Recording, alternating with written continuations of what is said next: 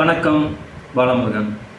இந்த அரை திராவிடியா கஸ்தூரி திருச்சி தாம்பராசில் ஒரு பேச்சு பேசினா அந்த பேச்சு மிக பெரிய அளவுக்கு சர்ச்சையாயிருந்தது. அதில் ஒரு அரை மணி நேரம் பேசிருக்கக்கூடிய அந்த பேச்சில் மிகப்பெரிய தமிழர்கள் மீதான பம்மத்தை கக்கக்கூடிய அளவிற்கு பார்ட்டா பேசக்கூடிய சூழ்நிலையெல்லாம் உருவாயிருந்துச்சு. முதல் பார்ட்டில் என்ன பேசியிருந்தோம்னு கேட்டிங்கன்னா, ஈழத்தமிழர்களையும் இந்திய தமிழர்களையும் கம்பேர் பண்ணி ஈழத்தமிழர்களை உயர்வாகவும் இந்திய தமிழர்களை தாழ்த்தி பேசி நல்லா வாங்கி கட்டிக்கிச்சு. ரெண்டாவது பார்ட்டில் என்னன்னு கேட்டிங்கன்னா, நீங்க எல்லாருமே எங்களை தமிழர்கள் சொல்றீங்க, நாங்க ஒரு பொழுதும் தமிழர்கள் என்று எங்களுடைய மனநிலைக்கு எங்களுக்கு கிடையாது, நாங்கள் அனைவருமே பார்ப்பனர்கள் தான், நீங்க எல்லாம் எங்களுடைய அப்பாட்டி பிள்ளைங்க தான், சூத்திர முண்டங்கள் தான் சொல்லிட்டு 3% வெர்சஸ் 97% சொல்லி ஒரு டாபிக் அதுக்குள்ளேயே விட்டுருந்துச்சு. அதுக்கு நல்ல ஊரெல்லாம் நம்மளுடைய தமிழ் ஆர்வலர்கள் பகுத்தறிவாளர்கள் எல்லாம் செருப்பாலே அடிக்கிற மாதிரி அடின்னு அடிச்சு இன்னைக்கு முகர குத்திட்டாங்க. இது ஒரு பெரிய பிரச்சனை ஓடிட்டு இருக்கும்போது இந்த லேடி பேசிருக்கக்கூடிய இந்த லேடிஸ் புரோக்கர் பேசிருக்கக்கூடிய இந்த பேச்சை அங்க இருக்கக்கூடிய ஒரு பார்ப்பனரே பொறுக்க மாட்டாம பேசுறது போதும், பேச்சை நிறுத்திடி குடியாடி, முதல்ல பேச்சை நிறுத்திடி, பேச்ச கட் பண்றீங்கன்னு சொல்லி பயங்கரமா சவுண்ட் கொடுக்கவும் இந்த லேடி அதிர்ச்சியில உறைஞ்சு போய் இந்த இருங்கோ நான் இதோட ஃபைனல் பண்ணி முடிச்சுக்கிறேன்னு சொல்லி நிறுத்தக்கூடிய அளவிற்கு இவளுடைய பம்மம் பார்ப்பன வட்டாரத்துக்குள்ளே மிகப்பெரிய அதிர்வலையை ஏற்படுத்தி இருக்கு. ஏன்னு கேட்டுட்டீங்கன்னா, அதாவது தாம்பராஸ் அப்படின்னு சொல்லக்கூடிய பார்ப்பனர் சங்கத்துக்குள்ள முதல்ல அங்க அந்த இடத்துல யார பேச விடுவாங்க கேட்டீங்கன்னா, தர்மம் இவங்க எல்லாம் வாய்க்கு வந்த மாதிரி வளர்றாங்க பாத்தீங்கல்ல, அந்த தர்மத்துக்கு முன்னாடி இருக்கக்கூடிய ஒரு வார்த்தை என்னன்னு கேட்டுட்டீங்கன்னா, மறைமுக வார்த்தை என்னன்னு கேட்டுட்டீங்கன்னா மனு. அந்த மனு தர்மம், பார்ப்பன தர்மம், அந்த தர்மம் மிகப்பெரிய அளவிற்கு உயர்ந்தது, இந்த நாட்டிலேயே சிறந்தது அப்படின்னு யார் வேண்டுமானாலும், ஒரு பிற்படுத்தப்பட்ட சமூகமாக இருக்கட்டும், ஒரு தாழ்த்தப்பட்ட சமூகமாக இருக்கட்டும், எந்த சமூகமாக இருந்தாலும் அந்த மேடையில அவர்களை பார்ப்பன தர்மத்தை உயர்வாக பிடிக்கக்கூடிய யாராக இருந்தாலும் பேசுவதற்கு அந்த தாம்பராசுல அனுமதிப்பாங்க.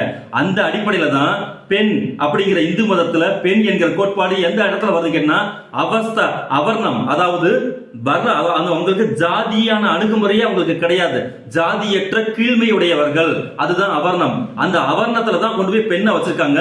அந்த பெண்ணின் அடிப்படையில தான் சரி இந்த தர்மத்தை இந்து தர்மத்தை புகழ்ந்து பேசிட்டு போ நாயே அப்படின்னு சொல்ற அளவிற்கு அந்த பாப்பாத்தி அரை திராவிடியா பார்ப்பாத்தி இந்த கஸ்தூரியை பேச விட்டுருந்தாங்க. இது எப்படி எதிர்வினையா மாறிடுச்சுன்னு கேட்டுட்டீங்கன்னா, அதாவது பார்ப்பான் நல்லவர், ஐயர் நல்லவர், அவர் மிகச்சிறந்தவர், சாதுவானவர், அப்படி இப்படி பேசியிருந்தா யாருக்குமே எந்த இடத்துலயுமே பாதிப்பு உண்டாயிருக்காது.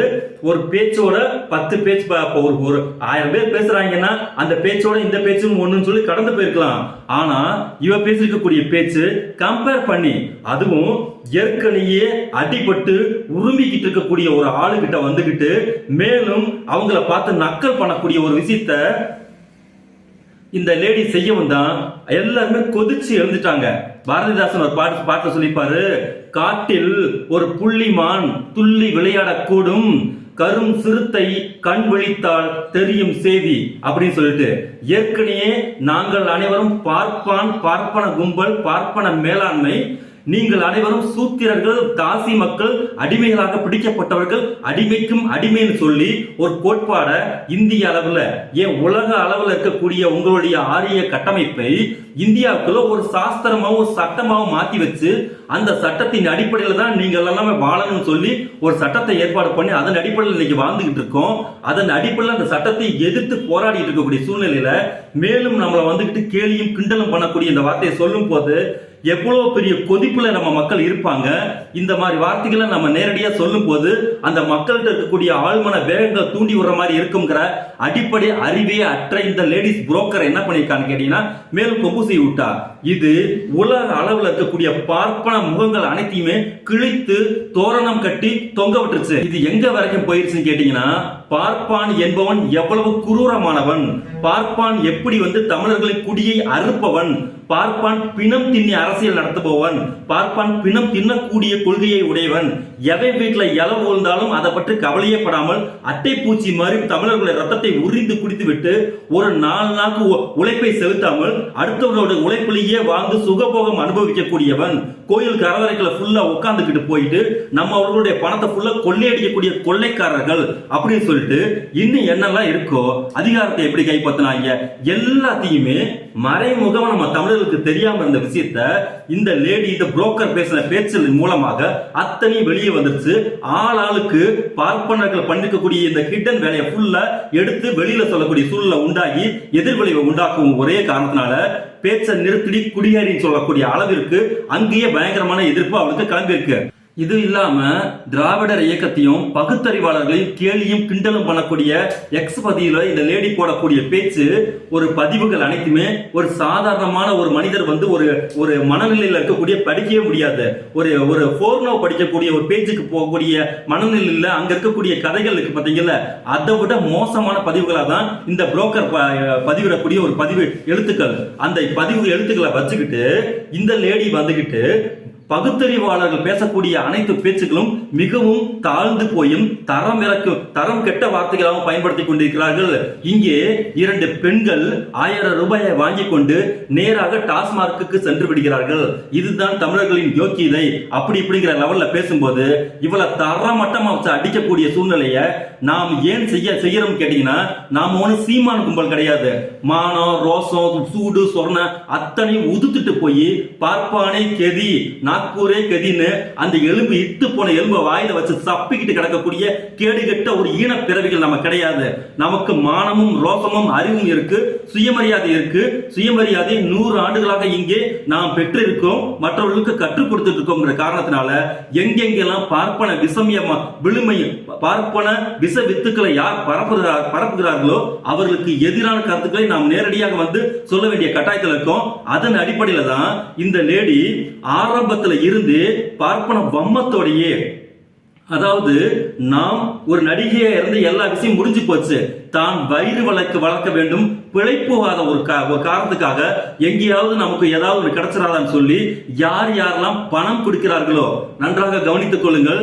யார் யாரெல்லாம் பணம் கொடுக்கிறார்களோ அந்த பணத்திற்காக வாயை வாடகைக்கு விடக்கூடிய அந்த வாயை அவர்களின் விருப்பத்திற்கு வேலை செய்யக்கூடிய ஒரு பேச்சை எவ்வளவு கேவலமாக இங்கே ஒரு கும்பல் கட்சியின் பேரில் செய்து கொண்டிருக்கிறது.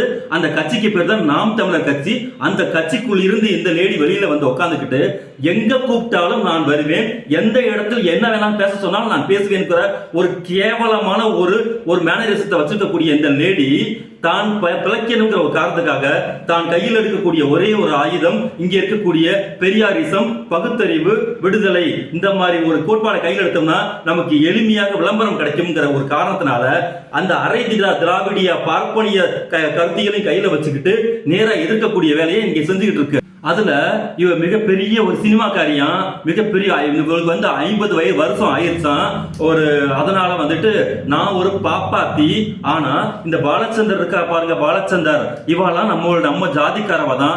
பாலச்சந்தர், விசு இந்த மாதிரி இவங்க எல்லாம் நம்மவா தான்.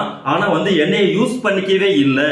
ஏன்னா ஒரு பாப்பாத்திக்கு இங்க வந்து நான் பார்ப்பனரா பிறந்திருக்கேன், எனக்கு வந்து ஒரு சினிமால ஒரு நல்லபடிய சான்ஸே நீங்க கொடுக்கல, அப்படி இப்படின்னு அங்க ஒப்பாரி அங்க வச்சுட்டு அடுத்த நிமிஷம் என்ன சொல்லிருக்கீங்க கேட்டீங்கன்னா, இங்க வரக்கூடிய சினிமாக்கள் எல்லாமே வெறும் ஜாதி சினிமாவா வந்துட்டு இருக்கான். ஏன்னு கேட்டீங்கன்னா, ஜாதி மனநிலையை தூண்டக்கூடிய அனைவரும் ஒற்றுமையா போட்டு அடிச்சிட்டு இருக்காங்கல்ல இங்க, அதெல்லாம் அந்த ஒற்றுமையை குலைக்கக்கூடிய ஜாதி படங்களா இங்க வந்துட்டு இருக்கு. அதனால சொசைட்டியே ரொம்ப மோசமா போயிட்டு இருக்கு. ஏன்னா சொசைட்டியை தூக்கி நிறுத்துறதுக்கு தான் இந்த பாப்பார கும்பல் ஃபுல்லா இவதான முன்னாடி வந்து நின்றுட்டு இருக்கா, சொசைட்டியை தூக்கி நிறுத்துறதுக்கு. அதனால இங்க ஜாதி படங்கள் நிறைய வந்துட்டு இருக்கு. இது எப்படிதான் சரி பண்றது தெரியாம ரொம்ப தவிதவிச்சு போய் அந்த தாம்பராசுல நின்று பேசிட்டு இருக்கா. ஆகவே இந்த அரை திராவிடியா கஸ்தூரி, இந்த குடிகாரி கஸ்தூரி, இந்த லேடிஸ் புரோக்கர் கஸ்தூரி நல்லா தெரிஞ்சுக்கோ. உனது பார்ப்பனியம் தமிழ்நாட்டுக்கு மட்டும் இல்ல, இந்தியாவுக்கு மட்டும் இல்ல, இலங்கைக்கு மட்டும் இல்ல, மனித குலத்துக்கே விரோதி, ஏன் உனக்கே விரோதி. பெண்களாக பிறந்திருக்கக்கூடிய உன்னை மாதிரி கேடுகிட்ட ஜென்மம் இருக்கு பாரு, உனக்குமே இந்த பார்ப்பனியம் எதிரி. இங்க வந்துட்டு மயக்க பிடிச்சிட்டு பார்ப்பானுக்கு தழுக்கு வேலை பார்க்கலாம்னு சொல்லிட்டு நீ நின்றுட்டு இருந்தேன்னா இன்னும் தெருவாக நீ அம்பலப்படுவதை தவிர வேற ஒண்ணுமே கிடைக்காது. அதனால இன்னும் எவ்வளவு வேணாலும் நீ பேசு, உன் பின்னாடியே வந்து உங்க தோலை வந்து உரிச்சு காட்டுறதுதான் எங்களுடைய முக்கியமான வேலை. ஆரம்பிக்கலாம்.